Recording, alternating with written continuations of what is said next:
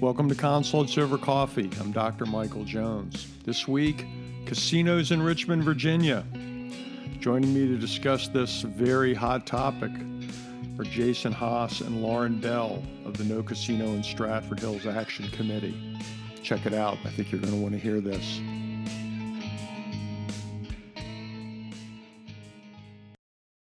All right, well, welcome to another Consults Over Coffee. I'm Dr. Michael Jones, and I'm joined tonight by Jason Haase and Lauren Bell.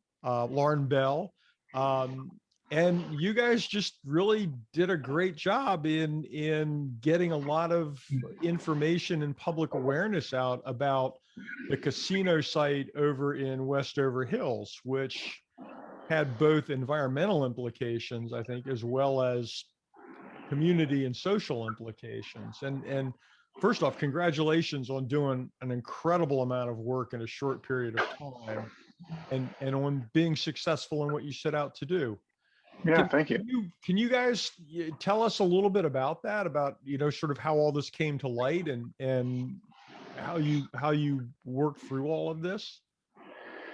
Sure. I can start off. And so my name's Jason. Thanks for having us on. I have a background in genealogy. Actually, not really a strong background, but I'm very interested in genealogy. I'm also an ultra runner and a trail runner. And when your goal is to run 30 and 50 miles, for races every now and again, you come across different trails and pathways, nature, and for me, a lot of grave sites. So having an interest in genealogical research and then finding a lot of unmarked graves in Richmond, I tend to do a lot of mapping in that that area of interest of mine. And I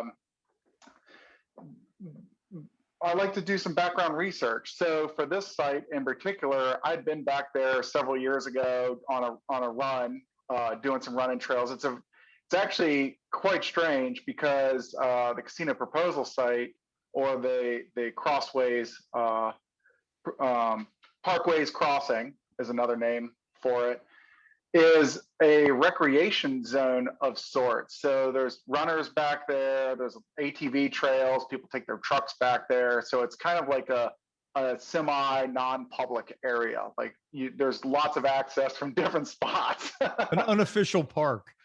Yeah, it really is. And it kind of tells a tale that Richmond needs something when so many people are using it for recreational activities, for like I said, running, biking, motorcycling, that kind of thing. Like it kind of speaks volumes that like people need something like that.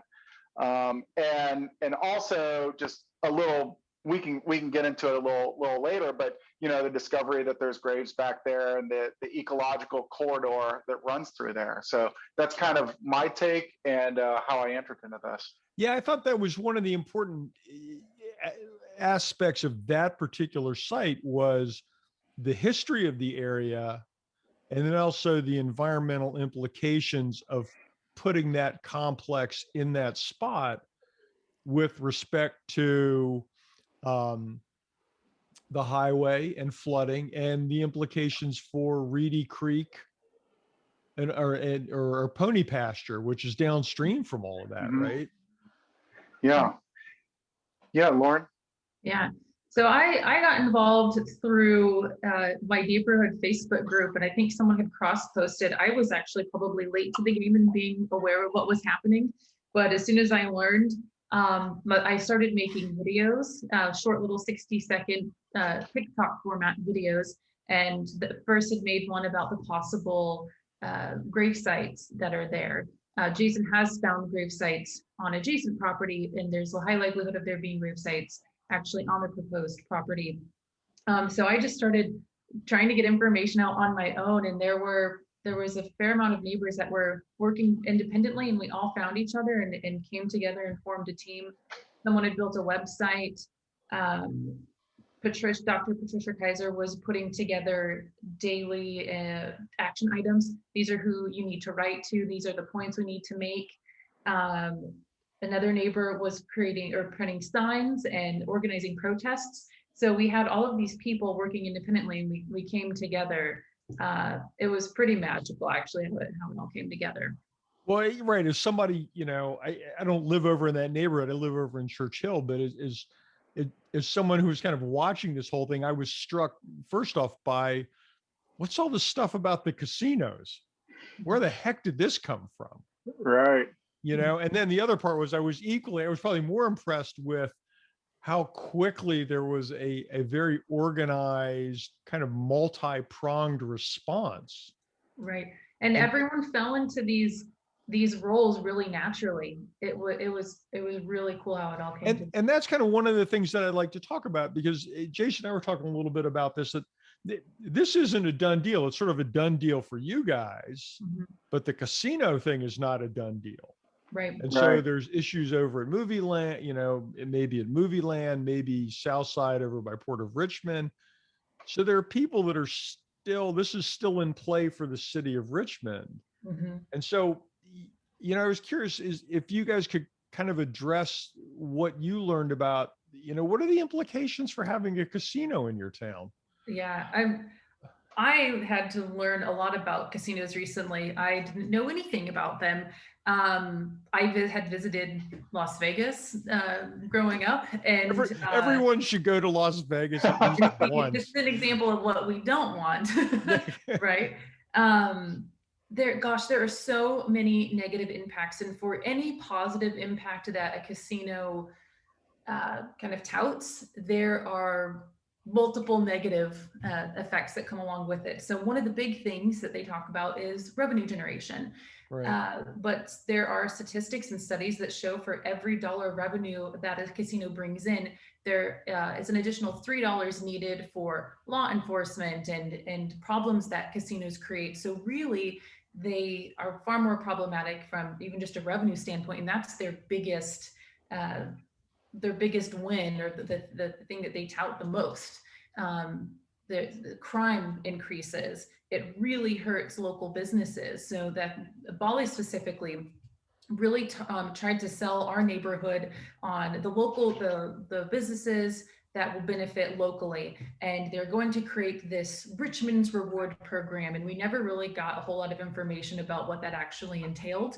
And it turns out they kind of lied about actually talking to small businesses that they never actually approached. But what will happen is local businesses really suffer because locals do not want to go to the casino, near the casino site, for a variety of reasons, for increased traffic congestion, increased crime, and just all of the issues that come along with the casino. It can really hurt local businesses. Noise pollution, light pollution, alcoholism, other addiction. So I lived in Las Vegas. I was stationed there when I was active duty military for 4 years. So I really got to look at what kind of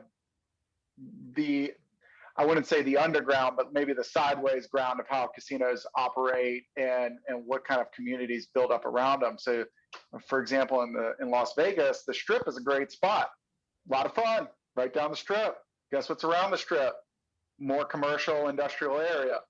And then you slowly get to residential and other kind of recreation, et cetera. But Las Vegas does have a lot of casinos that are plopped down in residential neighborhoods, and it's like a bullseye. The casino is there. It's somewhat of a low housing. I wouldn't say low income, but the quality of housing is lesser around there. You have weird stores around that. A lot of people hang out all the time, and you sort of like kind of build out before you get to the nice houses again.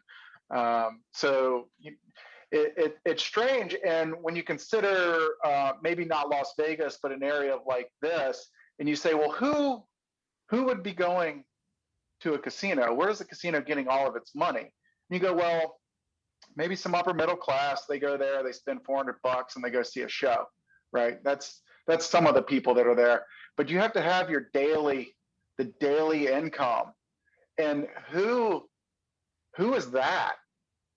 I can tell you it's not upper middle class. Yeah, and speaking to that, I had read a statistic. All of us have done our independent research, and we've compiled documents together. So at this point, I can't cite the source, but I had read somewhere, and I can follow up with that. I had read somewhere that casinos' revenue are based 90% on what is called problematic gamblers. So those that have gambling addictions, and only 10% of the revenues come from the type of gamblers that Jason was just talking about, that go occasionally for fun, and may go see a show. So at the bottom line is casinos are incredibly predatory businesses. They make loads of money through people that are really vulnerable.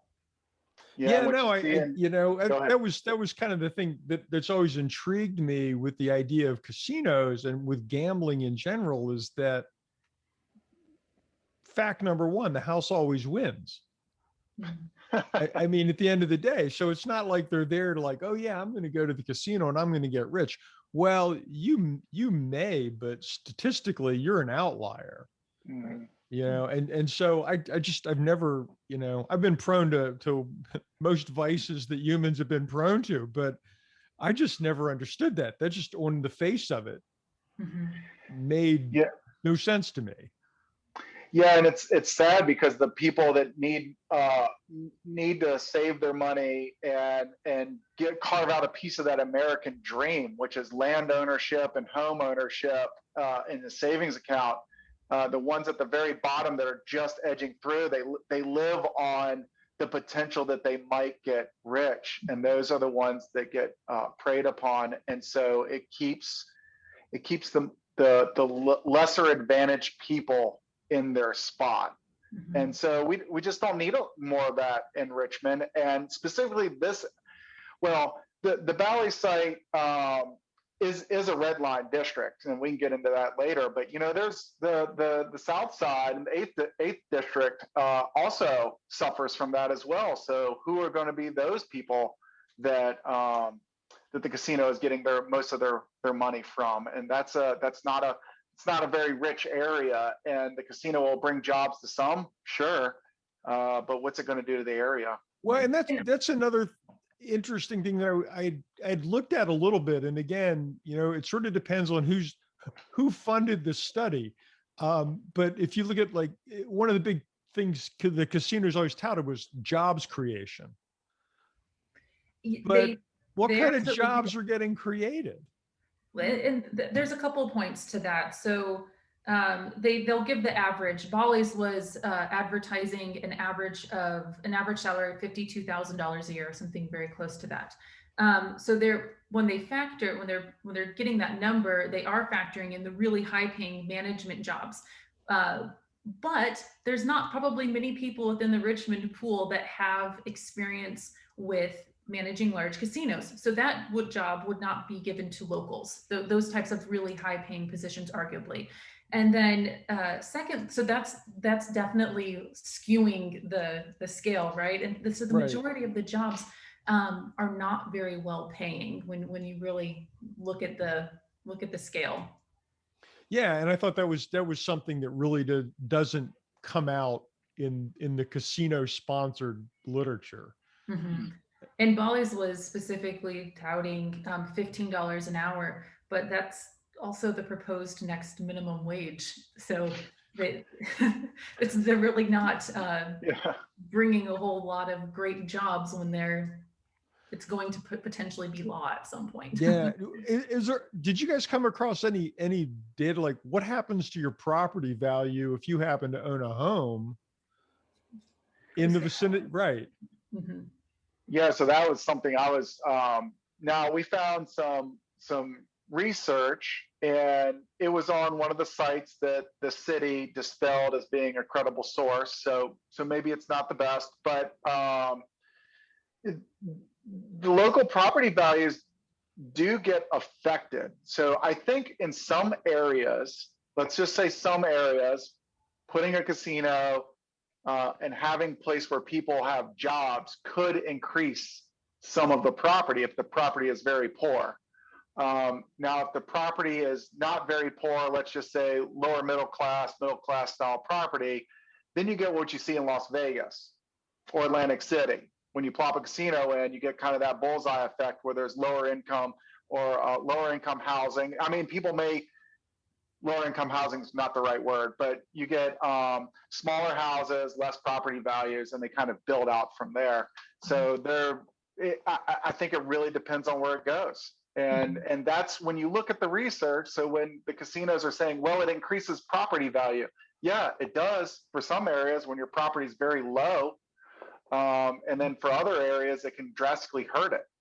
Right. And Bally's tried to make that point in one of their virtual meetings. Someone had asked something along those lines, and someone on their team had responded that the property values either are not affected or they increase property values. And in our specific case, people move to this area because it's close to the river, it's close to great local businesses, and it's heavily forested. So if you plow down 60 acres of forests and wetland and plop a casino there, undoubtedly that's going to affect property values negatively. And so, like to Jason's point, it's kind of dependent on where the casino is going.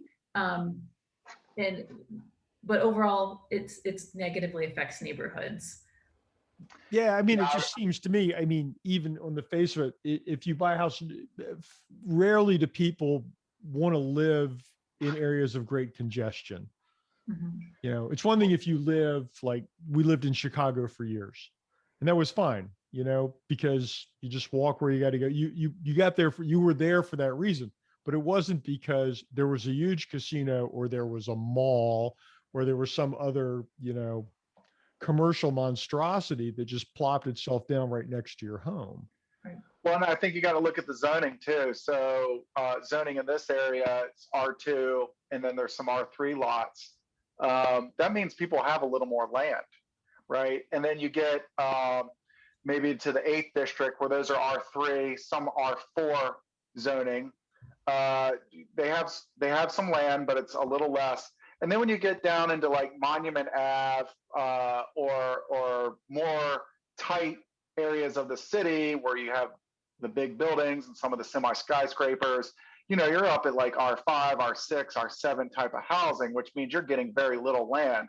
So when you look at like, let's just say the Bally site, that's R2, right? So like people are coming out there because they want a little bit of land. They don't want the light pollution. They don't want the noise pollution.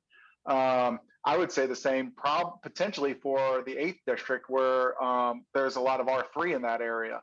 You get to maybe Scott's Addition, little tighter houses. So what are people buying and what do they expect? I think when you're zoning as a certain area and you're like, oh, I'm getting an R7 house, I know I'll have lights coming in my house all day long. Right. Yeah. Right. I mean, it just kind of goes with the territory, right? But I mean, so what do you, I mean, have you talked with folks about the Scott's Addition proposal or the Port of Richmond proposal? What do you guys know about that? There's another active group. They are called Communities Not Casinos, or sorry, yeah, Communities Not Casinos in Richmond. I may have that flipped. And we've been coordinating. They've asked for our group from Stratford Hills' help, and we're still coordinating with what that looks like. I know someone from the Stratford Hills group, Shayna, has created a website for them because she had created a website for Stratford Hills. They have begun organizing protests, and the members of our group that had excess signs, we've been dispersing them to bring more awareness to that area. So those are some of the things that are happening currently, but I think there are plans to get even more involved. Is your sense in dealing with the city that one way or another a casino is going to show up in Richmond?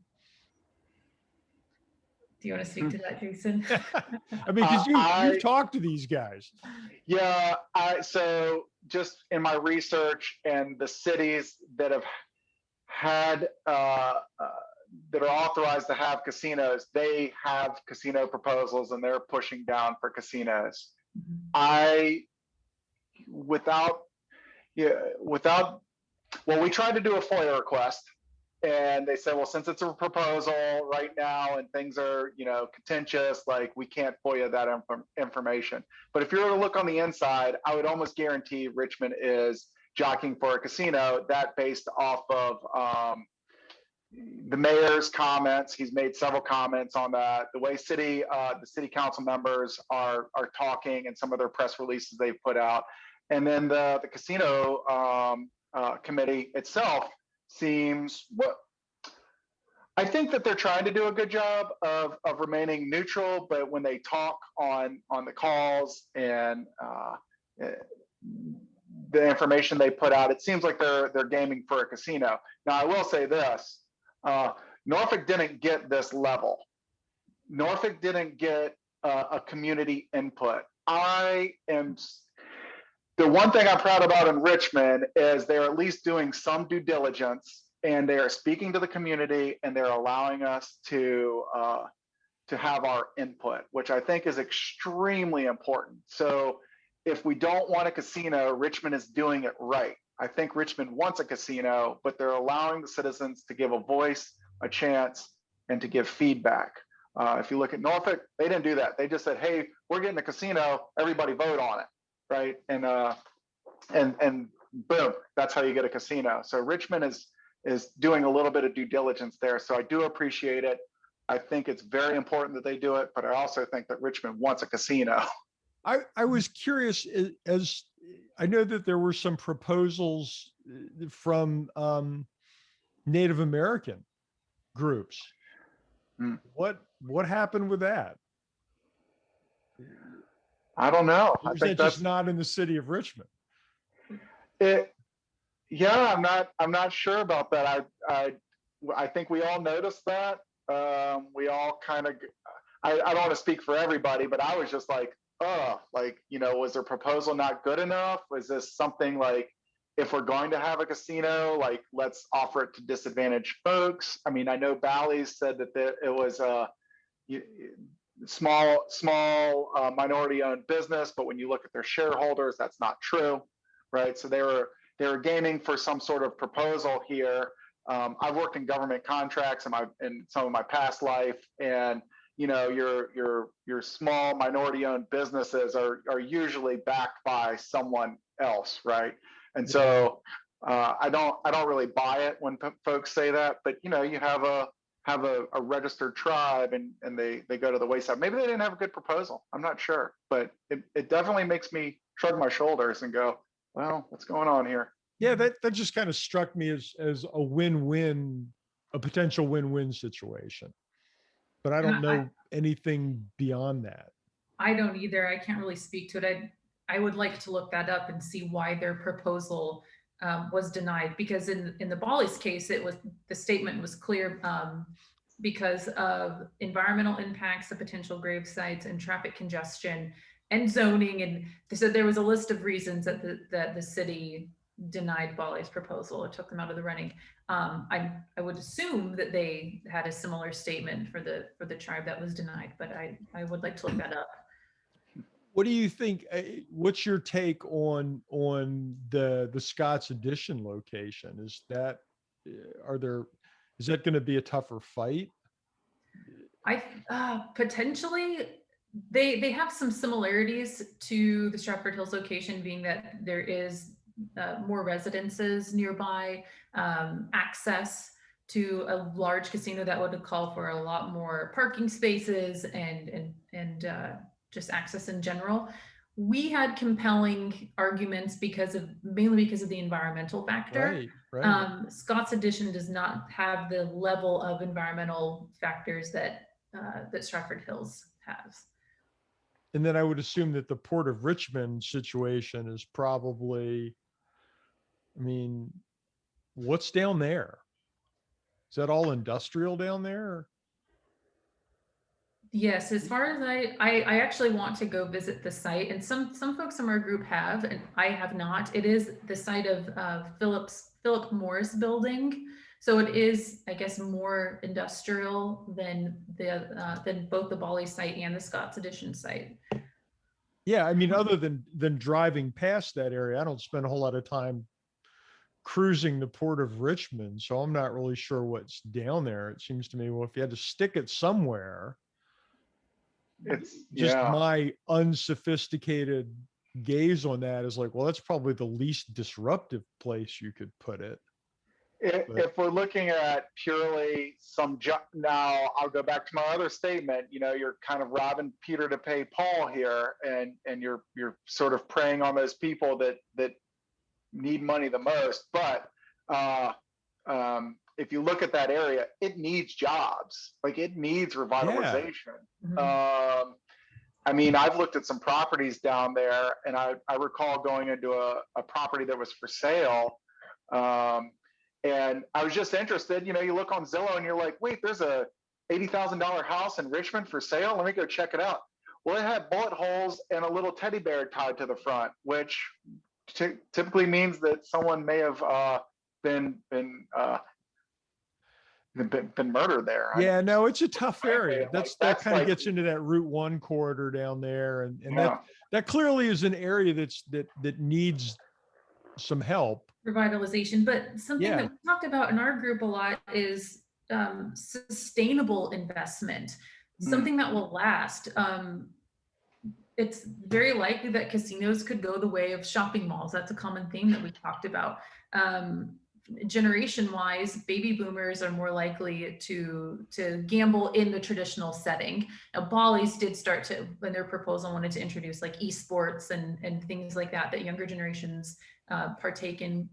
But generationally, people are gambling less and less. And so I can see where the immediate upfront cash flow is really intriguing to the city and maybe in some residents. But what is that site going to look like in even 10, 20 years? Right. Is a casino something that's really going to bring sustainable investment for years to come? We need to think generationally. How are future Richmonders going to be impacted instead of just these short-term gains? No, I think those are great points. And so we just have a couple of minutes left. Is there anything else you would care to share with the people listening to this, about thoughts on casinos in general, who to contact if they're looking to get involved or to learn more?